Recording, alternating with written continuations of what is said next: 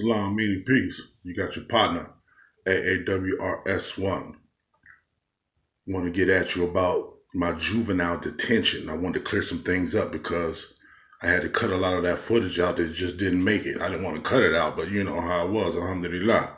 But I want to give you the complete story as to actually what happened.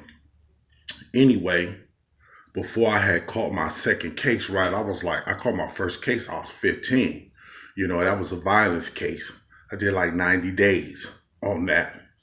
And when I got out, I was I was going to North High School at the time, and I was on the varsity squad. And Reggie Miller went to Poly, you know what I'm saying?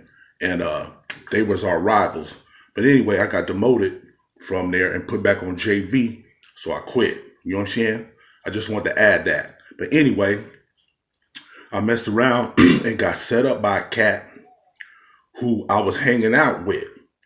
It was me, Brother Marquise of the Two Live crew. Yeah, I said that. Me and him used to hang out in the Inland Empire. He had relatives from Oakland. That's how I met the cat that set me up. I'm not saying that, he knew about it because he didn't know that dude was shaky like that. Dude was from DC.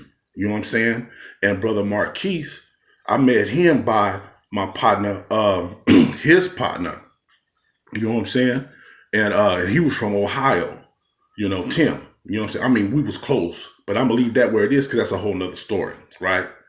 Anyway, I got set up by that cat, you know what I mean? And I was on probation at the time, and they had this lady that was sending people up down there, sending them to CYA and sending them to prison in Riverside County at that time. So when I had caught my case, I was worried about getting with her because she gonna send her brother to CYA or whatever that she could do.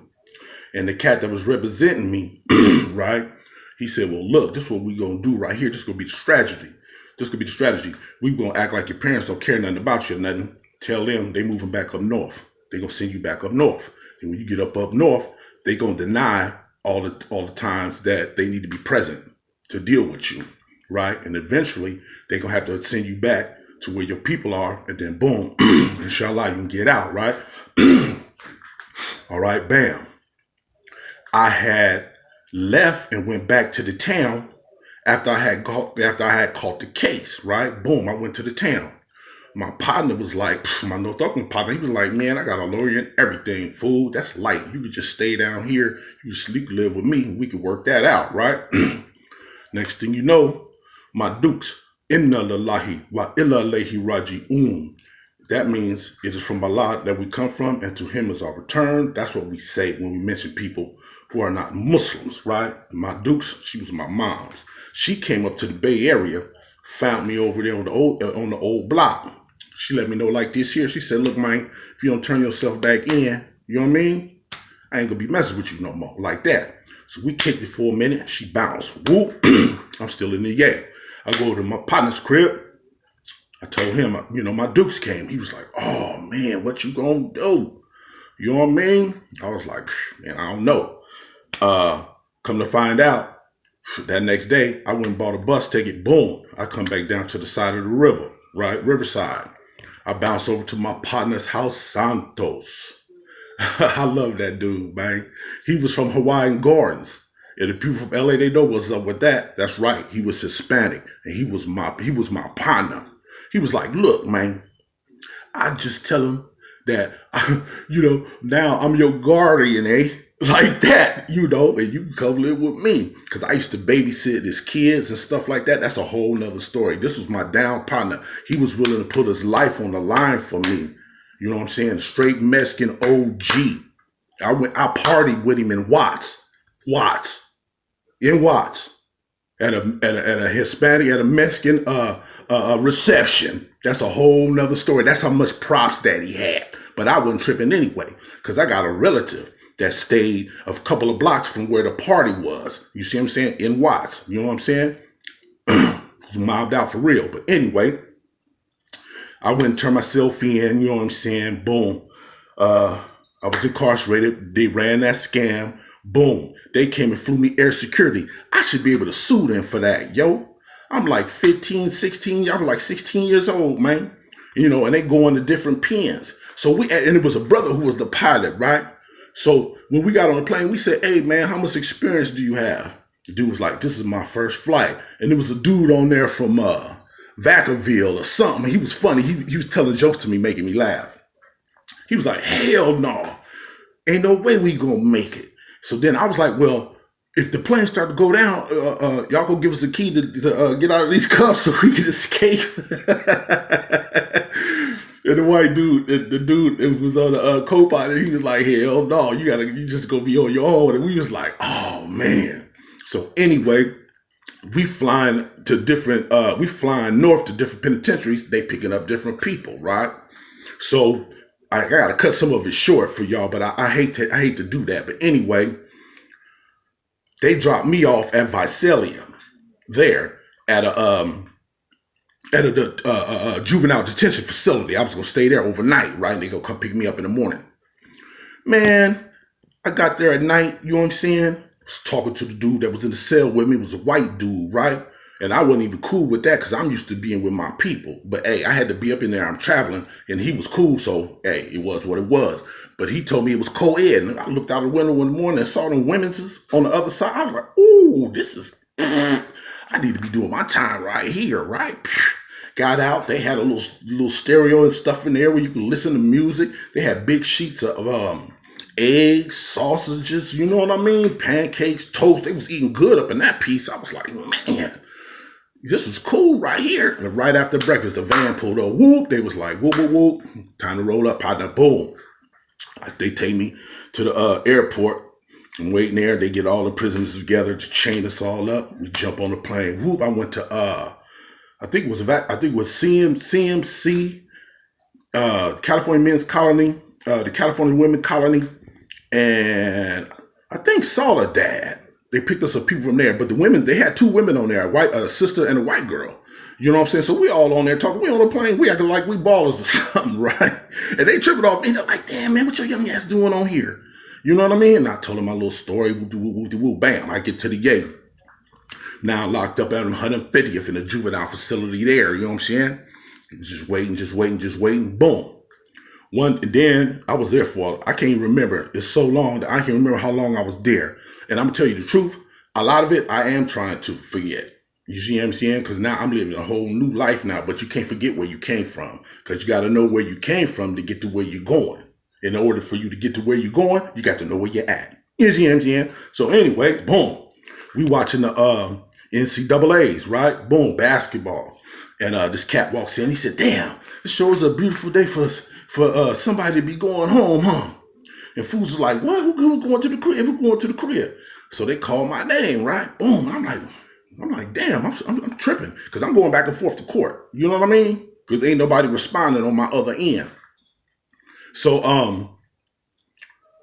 dude said, "Yeah, man, I got an Air Cal ticket for you, man, going to Ontario, right?" And I was like, "Oh, okay." And I was like, "Well, damn, where?" I said, my people in Ontario?" He said, "Nah, your people in San Diego, your people in Dago." I was like, "Oh, okay." So boom, that's before there was Air Cal was Southwest, right? So they flew me Air Cal. I had the seat in the back. You know what I mean? You know, but at least it wasn't cheap, like funky ass Inland Empire. He put me on there with all them criminals. You know what I'm saying? They put me on the regular plane. I got to eat a couple of pretzels and drink a soda. You know what I'm saying? Boom. Then when I got off at Ontario, the broad that came to pick me up, she was my PO when I had picked these cases up in Riverside. She came and picked me up. Boom, took me to Riverside. Boom. I was there for a couple of days. Dago sent the car to come and get me. You know, with they cheap ass too. They could have flew me, but they sent the car to come get me. And then, boom, I ended up in Dago. You know what I'm saying? And then I went to court. The first judge was like, "Oh no, if he gonna get out, I want to drug test him, man. Whoopty wham, whoopty whoop." And the guy that was representing me, he was like, "Nah, man, we need to get another judge, so we gonna get another court date." Boom, I went back in there, got another court date. You know what I'm saying? And it had an African American judge. Boom, my Duke showed up. Alhamdulillah, I ain't seen her in so long. And they were talking, hey, you know how the formalities go with the wham, with the whoop. So the African American, the judge, he was like, the only thing I really want to know is, Mrs. So and so, how do you feel about you? What do you feel about your son? You know, and my Duke's in the Lillahi wa Ilahi Rajun, she was like, my son is a good boy. He just made some mistakes. You know what I'm saying? I want him home with me. I don't want to be without him no more. Period. And when she said that, the African American dude was cool. He said, okay, Miss So-and-so, I'm going to release him to your custody.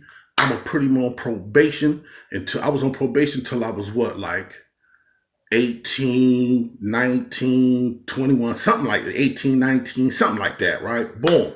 And he said, I'm going to put him on the gang detail. So, I was like, I don't care. I don't even know what that meant. You know what I mean? But anyway, I had a gang detail probation officer when I got out, big Mr. Hatcher. I never forget him. He was cool. You know what I mean? And I got off that probation, yo. You know what I'm saying? I only had one infraction.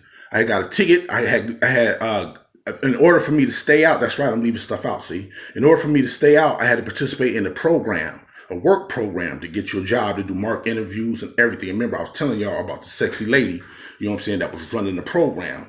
You know, she was a white woman too, jazzy, jewels on everything, prosperous, everything. Anyway, long story short, I don't know, but they bought you topsiders, the topsider shoes, for you to go to work in. But she bought me a pair of 501s and a pair of topsiders. I don't know why she bought me 501s. I don't know if she bought everybody else 501s. You feel me?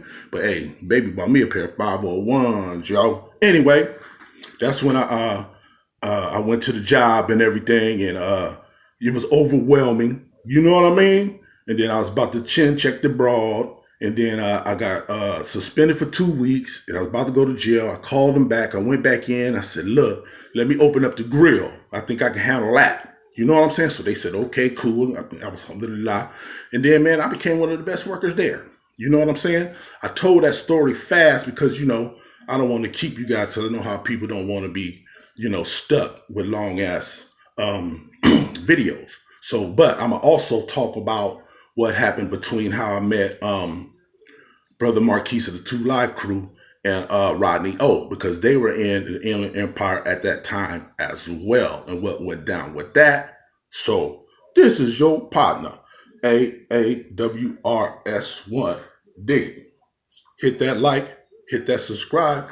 It's all for Frisney. So now I'm finna give you a little bit of my life, because I like to keep it El Hawk, and I like to stand on the truth, and I like to, do my little entertaining and make people laugh and things of this nature.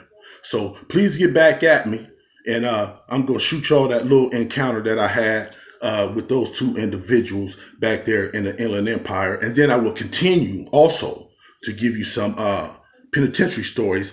But I haven't looked. I'm quite sure that there's people out there doing juvenile stories as well. But I wanted to bring y'all to my genesis, you know what I'm saying? So you can see what transpired in my life, and then how I came into Islam and things of this nature. So, alhamdulillah, rabbil alameen. Y'all check that out. Inshallah, you'll be entertained. Please return back with your partner, aawrs1. Dig it. Hit your like and hit your subscribe. It's all for free. Remain blessed, you and your family.